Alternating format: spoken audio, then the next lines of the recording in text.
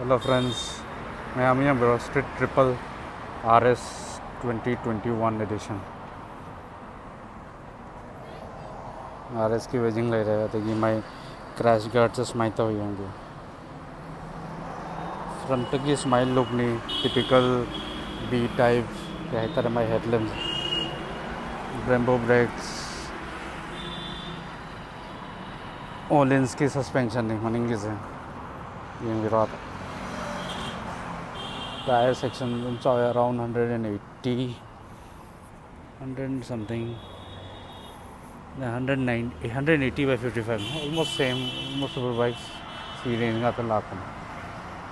तो ये बार and mirrors ले रहे हैं RS की बैजिंग ले रहे हैं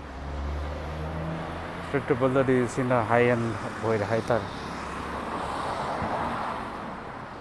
टेक्सचर शीट हाई तर सीन ओवरऑल एक ओवरव्यू ऑफ द बाइक